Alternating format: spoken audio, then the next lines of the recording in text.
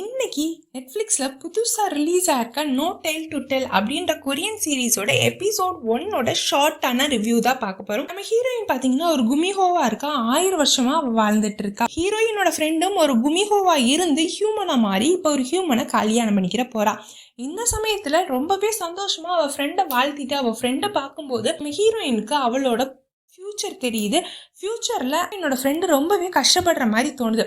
So இதனால நம்ம heroine என்ன டிசைட் பண்ணுறதுனா, எக்காரணத்து கொண்டும் நம்ம ஹியூமனாக மாறிடவே கூடாது அப்படின்றத ஆள் மனசில் நல்லாவே பதிய வச்சுக்கிறா. அப்படியே கட் பண்ணி ப்ரெசென்ட்டில் பார்த்தீங்கன்னா ஒரு பிஸ்னஸ் மேன் ரொம்ப டென்ஷனாக போயிட்டு இருக்கான். ஏன் அப்படின்னு கேட்டிங்கன்னா, வந்துட்டு ஒரு பெரிய ப்ராஜெக்டை எப்படியாச்சும் கைப்பற்றணும் அப்படின்னு நினச்சி போயிட்டு இருக்கான். இந்த ப்ராஜெக்டை கைப்பற்றுறதுக்கு யார் அந்த பிஸ்னஸ் மேனுக்கு ஹெல்ப் பண்ண போகிறது அப்படின்னு பார்த்தீங்கன்னா நம்ம ஹீரோயின் தான். அவளோட சக்தியை யூஸ் பண்ணி எல்லாத்தையும் மயக்கமடைய வச்சு ஓட்டிங் எல்லாம் அந்த பிஸ்னஸ் மேனுக்கு விழுகிற மாதிரி பண்ணிடுறா. பண்ணதுனால நம்ம ஹீரோயினுக்கு அந்த பிஸ்னஸ் மேனும் பல்காக ஒரு அமௌண்ட் கொடுக்குறான். அந்த நேரத்தில் தான் நம்மளுக்கு என்ன தெரிய வருது அப்படின்னு பார்த்தீங்கன்னா, நம்ம ஹீரோயின் பணத்துக்காண்டி யாருக்கு வேணால் ஹெல்ப் பண்ணுவான். நீங்கள் பணம் கொடுத்தீங்கன்னா நான் உங்களுக்கு ஹெல்ப் பண்ணுவேன், சாதாரணமாக யாருக்கு நான் ஹெல்ப் பண்ணுறது கிடையாது அப்படின்னு சொல்லி ஒரு மோட்டோவோட இருக்கா. அதுவும் பெரிய பெரிய பிஸ்னஸ் மேனோட ரொம்ப கான்டாக்டில் இருக்கிறதுனால அவளுக்கு லட்சக்கணக்கில் கோடிக்கணக்கில் வந்துட்டே இருக்குது. இந்த பக்கம் பார்த்தீங்கன்னா நம்ம ஹீரோ ஒரு ஃபுட்பால் பிளேயராக இருக்காரு.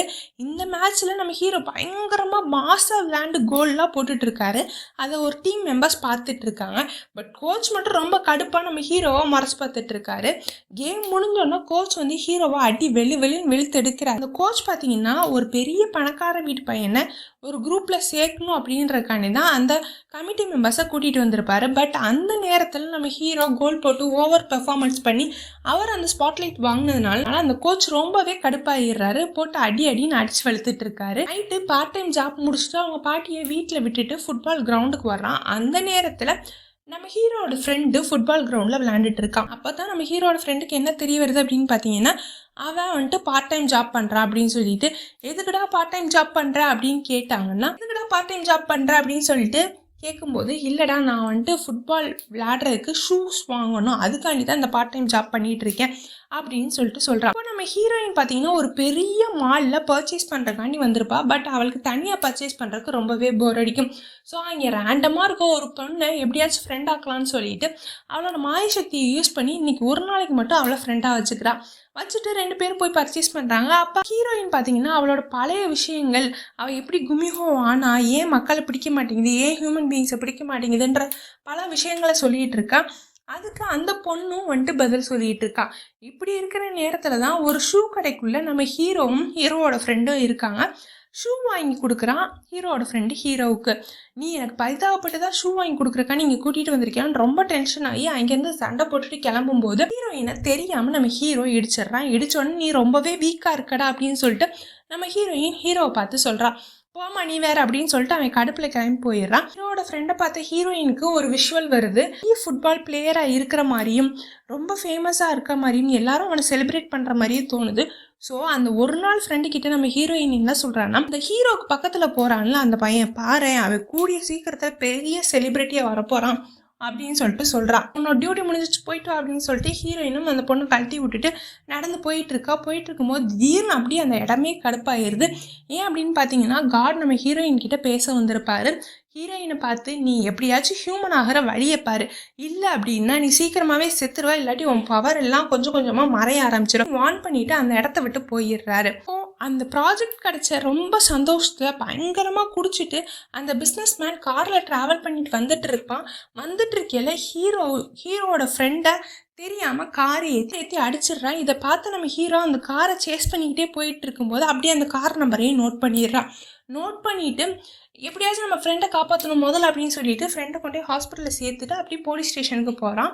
போலீஸ் ஸ்டேஷனுக்கு போய் இந்த மாதிரி ஒரு கார் ஆக்சிடென்ட் ஆகிடுச்சு, எனக்கு கார் நம்பர் தெரியும், காரை யாரை ஓட்டினாங்கன்னு தெரியும், நீங்கள் அவங்கள கண்டிப்பாக அரெஸ்ட் பண்ணணும் அப்படின்னு சொல்லி பேசிக்கிட்டு இருக்கான். இந்த பிஸ்னஸ் மேன் பார்த்தீங்கன்னா போதையே தெளிஞ்சிருது அவனுக்கு. போதை தெளிஞ்சிட்டு ஐயோ என்னடா பண்ணுறது அப்படின்னு சொல்லிட்டு நம்ம ஹீரோயின் ஞாபகம் அப்போ தான் அவனுக்கு வருது.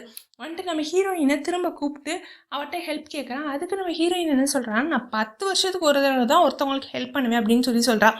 உடனே அந்த பிஸ்னஸ் மேன் என்ன சொல்கிறான், உனக்கு டபுள் த அமௌண்ட் தர்றேன், தயவு செஞ்சு எனக்கு ஹெல்ப் பண்ணு அப்படின்னு சொல்லிட்டு அங்கே நடந்தது எல்லாத்தையும் சொல்கிறான். சரி அப்படின்னு சொல்லிட்டு டபுள் த அமௌண்ட் தர்றீங்கன்னா கண்டிப்பாக உனக்கு ஹெல்ப் பண்ணாமல் எப்படி அப்படின்னு சொல்லிட்டு அங்கேருந்து கிளம்பி ஹாஸ்பிட்டலுக்கு போகிறான். ஹாஸ்பிட்டலுக்கு போய் அந்த பையன் பக்கத்தில் உட்காந்துருக்கா. அப்போ தான் நம்ம ஹீரோ என்ட்ரி. ஹீரோ வந்துட்டு வர்றான் இங்கே அப்படின்னு சொல்லிட்டு நம்ம ஹீரோயினை பார்த்து கேட்கும்போது, ஆமாம் நான் உன் மெமரிஸில் இருக்க மெமரியெல்லாம் அழிக்கிறதுக்காண்டி வந்திருக்கேன் அப்படின்னு சொல்லிட்டு ஹீரோ கிட்ட நம்ம ஹீரோயின் போகும்போது அவளுக்கு திரும்ப ஒரு ஃப்யூச்சரில் நடக்க போகிற விஷயம்லாம் தெரியுது. மாலில் பார்க்கும்போது அவன் ஃப்ரெண்டுக்கு தெரிஞ்ச விஷுவல் எல்லாம் இப்போ நம்ம ஹீரோவுக்கு தெரியுது. இவன் ரொம்ப பாப்புலர் ஆகிற மாதிரியும் இவனோட பேனர்ஸ் எல்லாம் எல்லாரும் வச்சு கொண்டாடுற மாதிரியும் அவளுக்கு ஒரு விஷுவல் தெரிய ஆரம்பிக்குது. உடனே நம்ம ஹீரோயின் அவன் மனசுக்குள்ளேயே சந்தேகப்பட ஆரம்பிக்கிறா. ஏன் நம்மளுக்கு இப்படி கன்ஃபியூஸ்டாக ஒரு இது தெரியுது, ஃபஸ்ட்டு அவனுக்கு தானே தெரிஞ்சு அந்த இது, இப்போ வந்துட்டு ஏன் இந்த பையனுக்கு தெரியுது அந்த விஷுவல் எல்லாம் அப்படின்னு யோசிச்சுட்டு இருக்கும்போதே நம்ம ஹீரோயினுக்கு ஒரு நெஞ்சு வலி வந்துடுது.